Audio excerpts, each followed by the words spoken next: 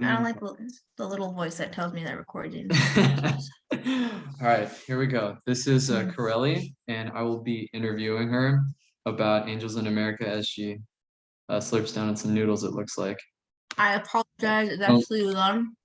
just My don't choke, boyfriend made it, please. so figure might as well. I don't want it to get cold in the midst of this podcast interview. So Just don't choke. That's all I have to ask no, for. yeah, of course. All right. I'm thinking. So, Karelli, Mm. I'm gonna go easy on you for this first one.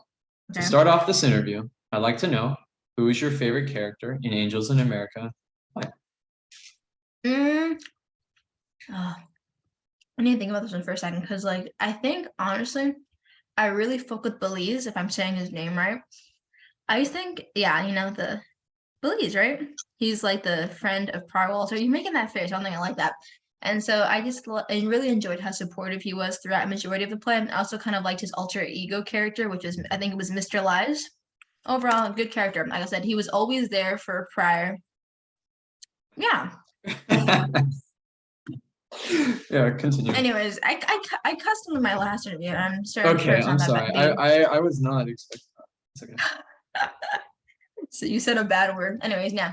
As Belize, I think is my favorite. Like I said, I just love how and he's really outgoing. He's sassy, and I appreciate that about his character. I'm glad that they included it, and I'm glad that he's also like a nurse. He's like a man of like great intellect. It seems we see him constantly kind of schooling Lewis when they're having that conversation. And like I said, he was there for Prior Walter when nobody else was. He was always there supporting his main man, even though the rest of the world kind of turned against him. And it makes sense, him also being like a gay man and his ex-lover, maybe why that support system was there. But the fact that he was there to do it throughout the entire play was A+ on him. Overall, good character. I liked a lot of the stuff he had to say while he was, in the play. So good stuff. I agree completely with that. I think what's Mrs. Bright will be glad you didn't pick Lewis. Yeah. Anyways, to move on to the next one. Now this is a little bit more deep, you could say. So try to listen if you can. At the ending of Perestroika, though we didn't really cover it in the parts of the actual play that we were reading, we did briefly go over this quote at the end of the whole play where it says, or Prior says, "The world only spins forward. We will be citizens. The time has come. Bye now. You are fabulous creatures, each and every one. And I bless you. More life. The great work begins." And based on the context of the play, all the elements that, kind of make up what this play means and what it stands for, what do you think Prior is trying to convey when he leaves or ends the entire play with "the great work begins"? I mean, I would definitely see it as like kind of like a call to action. I mean, it is through this play that like everything is brought to like the audience in like such a shocking and like almost like horrendously real manner. And the one scene that specifically that stands out to me is when Pryor's on the floor and he's, bleeding out, unable, and he's just in like, just major sickness going on right there in front of him. And I think and the fact that he's able to overcome that by the end is just maybe kind of calling out to everyone reading it. Like, you can be going through the worst kinds of shit possible, but ultimately, at the end of the day, you can move forward.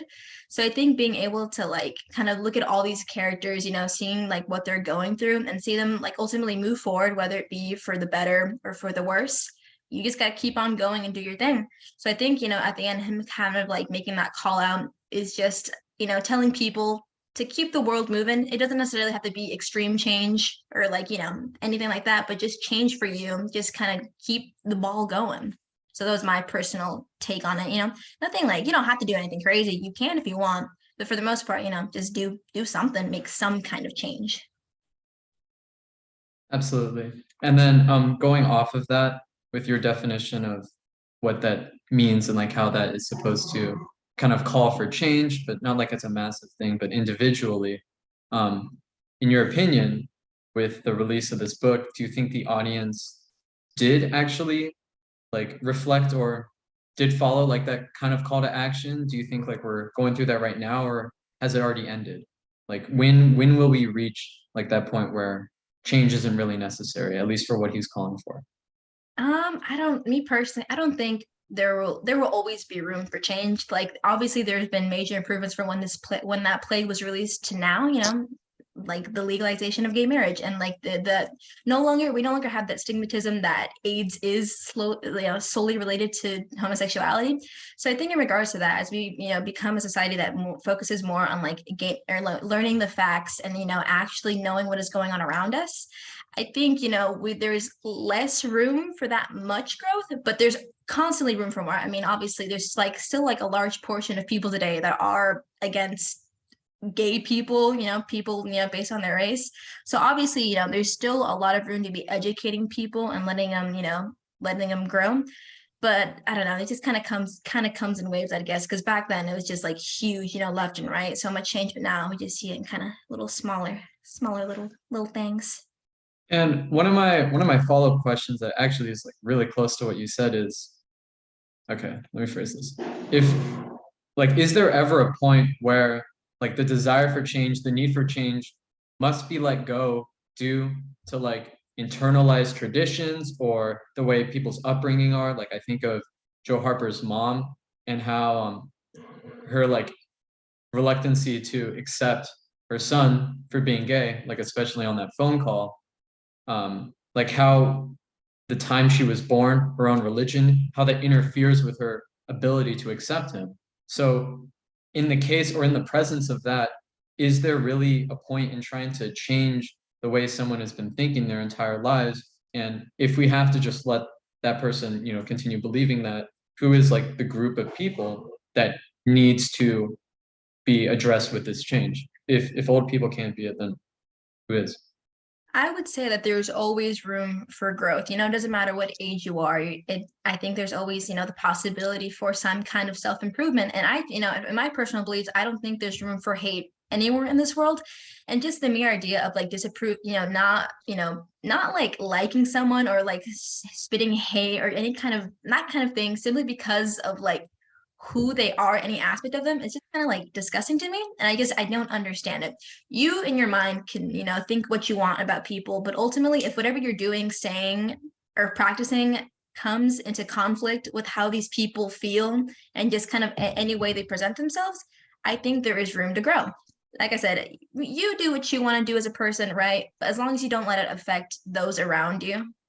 So, like I said, with older people, I don't even understand that kind of argument where it's like, oh, they're too old to understand. I'd say there's always fucking room to grow, man, even with those old ass people. As we saw with like, his mama, what was it? Yeah, his name's Joe, right? I'm horrible with names. The Joe Harper? Yeah, Joe. We saw with his mom, she was strict Mormon, exclusive, she was like, no way you're gay. But we saw like at the end of Perestroika, she was, hanging out with, with some gay guys. So it's like, I think there's always room definitely for growth and improvement so that, eventually we can make the world that is not so, focused on like hating one another for things that people can't even control. Yeah, I think no, I think there's always room where there should be at least an attempt. But when I ask that question, I think of like I have family, I have older generations, um, people born or family members born in like the 1920s. It's a very different time, and it's like even my dad like talking about it, reflecting on his relationship with these people. It's like are you going to put your relationship with your family member on the line to try to change something that they've believed their entire life? It's very difficult for someone Mhm. who's always thought 2 + 2 = 4 to then suddenly be told that actually that's wrong. It's actually 5. It's a Radiohead song.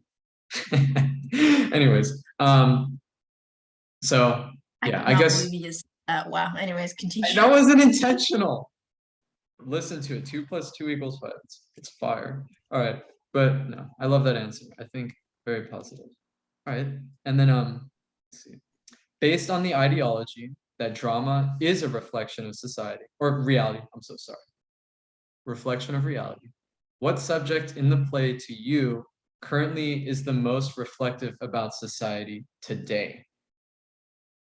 Mm, I would say like the whole kind of like love thing, especially with like Lewis and Pryor, just like the abandonment when things start getting tough.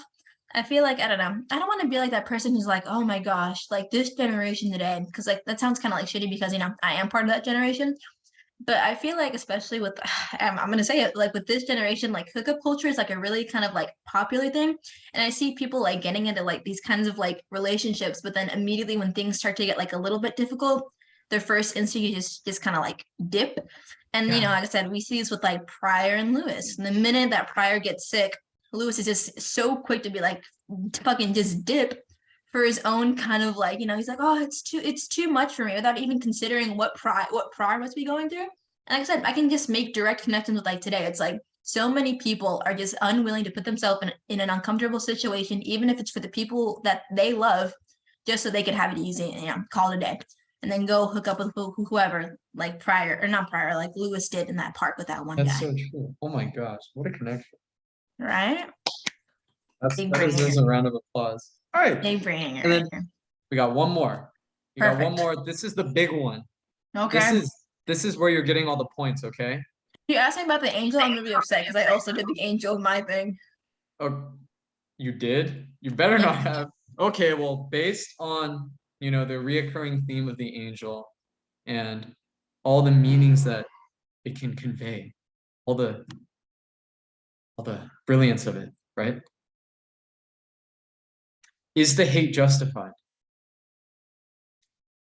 Is Lewis as bad as Mrs. Bright says he is? Yes or no? Does Lewis deserve the hate? I would say he's definitely not a likable character, but I'd say for a lot of people he is relatable. Maybe that's why a lot of people don't like him. I wouldn't say I hate him to the degree Mrs. Our lovely little professor does. However, I would say he's unlikable, right? We don't like the fact that he is so quick to kind of give up on Pryor the minute he has his illness. But maybe, a lot of us can be like, wow, would if I was put in a situation, would I do the same? And maybe kind of some of us are like, maybe I would. Maybe I'd react the same way. Maybe that's why I don't we don't fucks with him. I mean, I don't like him because of like other reasons, like that conversation you had with like Belize and like I don't forget, it was like I don't know, the diner or whatever, and talking about like racism he's just kind of annoying in Yeah. like other aspects. So if I don't like him, but I don't like hate him to like my deep down in my core. Not the same way, other people do. He's all right. I really didn't have much to say about him other than the fact I just didn't like how quick he was okay with abandoning Pryor. Mhm. Just what did you think about him? Of him, I think I feel like it's so real. It's so difficult for as an audience because you look at it as a play, right? So you don't take it as like reality, although it should be. It's like being in that position, like having a partner get diagnosed with AIDS is a death sentence. Like they're like at that time they didn't have a medication. Like they were gonna die. So it's like you put all this time, money, you invest so many emotions, I mean your emotional health, your mental health into something that is not going to be there in like a certain amount of time. So I understand Joe and no, not Joe, sorry. Joe? Joe Sorry. Mama. Sorry. I don't want to answer the rest. Lewis, right? See, now you ruined my train of thought. Oh, and how he searches for other people, like I don't know if it was at Central Park, but that one biker guy, you Yeah, know, that guy. Yeah. um, trying to fill that sort of void that I guess Pryor left. So I don't know. I feel like he's a very realistic character, and I think so we're in that's that why so actual. many people hate him. He's too real. I feel like, there's probably a shit ton of people that can relate to him, we just don't want to admit it. Well, it's We don't like it's. I don't know if people take it as reality because I think of like people would say like, oh, I would never do that, but you don't know what it you feels say like. that, but you've never been Yeah, put in you that don't know what it situation, so feels you like. don't even know. It's like I hate to use this example, but I hear this all the time. Like you hear news about like a school shooting, for example, and then the person sitting right next to you would say, "Oh, if I was there, I would stop him, or like I would try to take him down." You don't understand. You don't understand.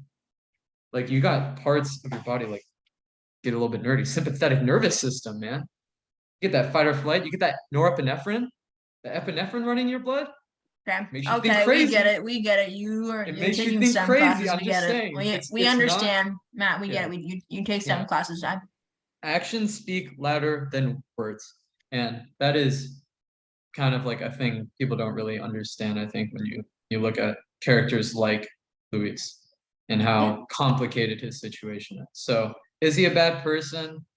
Many elements of him, the racist part perhaps, and how he flakes on his boyfriend. Uh, but I can't say that he's nowhere near like the worst person I've ever heard. Not even close. I mean, that stuff happens. It's really unfortunate. It's really sad. But I can't comment.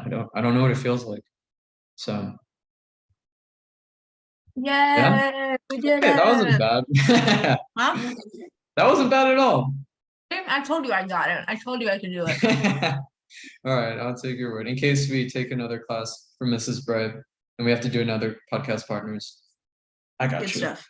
I All got right. you. All right. And That it's is, my turn. yeah, that is the end. I will end the recording. Lovely. Know how to.